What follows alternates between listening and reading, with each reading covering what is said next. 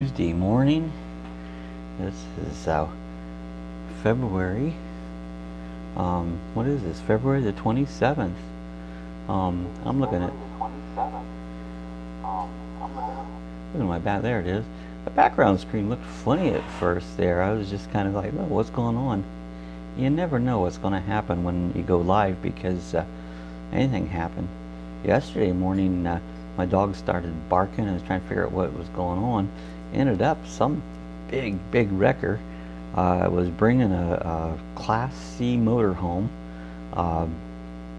They was dropping it off here. Apparently somebody across the street, looks like different people moving in across the street, and they brought this huge motorhome in, and the thing ran because they took it off, and they backed it in. So either ways, that was weird yesterday. The dogs were barking. They always let me know what's going on. And it was funny, I have this, look right there, I have a security camera, and if I would have looked up, I could have seen what was going on in it. So anyway, this is Tuesday morning live coffee chat. Hope everybody getting up, having a good Tuesday morning. Let's see what the temperature's like. They say it's going to cool down. Let's just check to see what Google says. What's the temperature in DeLand, Florida? In DeLand, it's mostly cloudy and 65, with partly sunny skies and a high of 73 in the forecast. Well, see, now that's a little cooler than it had been. They say we're going to cool down. We've been in the mid to upper 80s, and now we're going to cool down to the mid to upper 70s, which is not bad. I don't complain about that. That's pretty good. Let's see if is it warming up north. Let's go for what's the temperature in Worcester, Ohio? There's a flood warning in effect until 7 a.m. on Friday. In Worcester, it's clear and 32, with sun and a high of 55 in the forecast. We're going to talk a little bit about a flood this morning. After a couple more things here, I want to see if she's got anything interesting to tell us. Tell me something interesting. On this day in 1964, the Italian government requested aid to prevent the tower in Pisa from toppling. However, it was important to retain the lean. So the Tower of Pisa, it leans over. It always looks like it's going to fall down, but that was back in, well, 1964, wasn't that long ago. So I guess maybe it could have fell if they didn't do something with it. So yeah, it could have fell. But they 64, they guess they took care of it. So they wanted to keep the lean. So I guess they probably did something structurally to hold it up so it would lean but yet not just fall down. It's a big structure there. All right, let's try one more joke, and then we'll get back into some other things. Tell me a joke. I told the doctor I broke my arm in 2 places. He told me not to go into those places. Yeah, you don't want to go in there again. It sounded like it was a good place to go. It was crazy. Well, hey, talk about flooding. We get some flooding down here in Florida, and we'll get quite a bit during hurricanes and stuff. But the ground in Florida can handle a lot more water than the ground up north can, because it's clay up there, and water doesn't absorb in or doesn't run away. Actually, most of our water just absorbs in.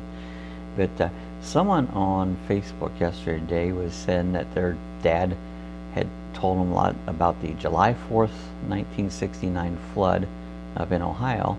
I want to know if anybody was around. Well, I was about 16 back then, and this was a pretty major flood up there.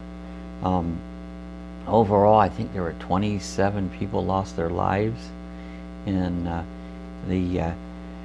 what we were doing is, this was on July 4th. We went down to, we lived just south of Worcester, Ohio, down around, I lived in the country, but it's right around Shreveport, Ohio, which is in the central part of Ohio. We went down to a little town called Longville. It was just south of us, and that's where we always went, and we watched the fireworks. They always had a pretty good fireworks show. So we had went down there, our whole family, and sitting around like you do, waiting for the fireworks and stuff. But it began to rain. I mean, it came rain hard. So they canceled the fireworks, and so we headed back home, and it was probably 15 miles back to home. So, but it continued, just sheets of rain just, I mean, very hard. If you've been to Florida, our summertime rains, it'll come down really hard. It'll just bucket it down. Well, this is what this was doing, and so we got back home, and my brother-in-law, he says, "Hey, let's go fishing tomorrow." He says, "After rain, a lot of times the fish will bite." Well, me and him, we took off and did a little driving around. Well, it was odd. The night crawlers were crawling out on the road, and when you drive around, it's dark, and you could see with the headlights of the vehicle, we could see these night crawlers were, crawling up on the road. Because I mean, the road is basically just laying with water on it because it was raining so hard. And we did go out and we gathered up some night crawlers and that, planning to go fishing the next morning. And so went to bed that night. You get up the next morning, it was still raining, just sheets of rain. I mean, this day was just bucketing down. I'm thinking they had 12 inches. For Florida, that's a lot, but don't sound like overly a lot. But for up there, 12 inches doesn't go away. And so get up next morning, it was flooding. It was starting to flood all over the place. Out by where we lived, they were building a lake out there. There was an area, we lived on a farm. There had been a like they called Lake Waukeson. It basically was built in a valley, and what they were doing, they made a dam at one end of the lake, and they were still working on it. There was no water in it, they had a dam across the dam. I think the dam was pretty much done. The lake was close to being done. They had a few more things they wanted to do before they start letting it fill up. Apparently there was a creek, I know, they had ran down through that area, and I guess they could shut it off and let it start raising up. Well, what happened overnight, it filled up. It was curve full. I said that was 1969. The lake is still full today. So that lake formed overnight, because it was just an empty valley with a creek running through it. And the next morning that lake was there. So I helped milk cows up on a neighbor's farm, and we had milked cows. Well, his name was, what was his name? But we got done milking. He belonged to React. React is a CB radio group, and they're a little club. If you had a CB radio, you could join, or a group that would assist the police and sheriffs and stuff in emergency situations. His name was Dale. Boy, my mind, see how you get when you get older, your mind just goes boom, you can't think what you're saying. His name was Dale, and we got done milking cows, and he said, let's run into Worcester. Worcester, I don't know, Worcester is what, 15, 20 miles at the most away, and there's two ways from where we lived out in the country to get to Worcester. And one was they had a State Route 95 and State Route 3. State Route 95 went through a small town. Now, when I say small, I mean small, called Funk. Now, that's true. That's Funk, F-U-N-K. That was the name of the town. Had a tiny store back then. And this was in the bottoms that laid. And I do believe we went up that way. We went up through 95 and went to Worcester. There was water in the bottoms. It was getting close. I mean, I think it was lapping the road at that time, but it hadn't covered the road. And we figured it wasn't going to be long it was going to cover it. So we got to Worcester. Worcester sets in a valley too, down in, and State Route 30 runs through around the outside of Worcester. Well, when we got to Worcester, we come up over top of a hill, and you could see down over the valley into the town, and where Route 30 was, and Route 30 looked like a river. It basically was a river. There was just water running down to it. I know there was some policeman that was killed, was drowned, there were people stranded. It was like a flash flood in the low areas, and friend of mine, it was a relative, his name was Knisley, was a policeman. He was killed, drowned during this. Also down in the bottoms, so at the fairgrounds, and at the fairgrounds they had horse stalls where they would board horses, and these horses couldn't get out. You know, they were tied in the stalls, and I do believe they got a lot of them out, but I think a lot of horses did drown in those stalls down there. And so anyways, it was nothing. I'm not sure what we were going to do. I had something to do with react, probably assist wherever we could. I mean, I was 16 at the time, and just went along, you know. So we decided to head back. We had to head back home. Well, we decided since '95 was going to probably be flooded until we got back that way. I don't know how we was planning on getting back, but we headed back down Route 3. We went through. There's another little town called Craigton, and we got down there. It was flooded, and there was water over the road, but we went through it. Luckily enough, it wasn't so deep at that point that they couldn't get in. And actually down in Craigton there was a friend I went to school with. Their house completely flooded, and they were living somewhere in a little pop-up camper. And I remember they did come to our house for a while there so they could shower, and they got tired of living in the camper and stayed with us for a short bit. But we got back. Luckily we got back, or we would have been stuck in Worcester. I don't know where we would have went on it. But that was a pretty massive flood. The water roads were flooded for, I'm going to have to say months. The roads were covered over on it. And I said, I believe there was 27 people had died during that flood.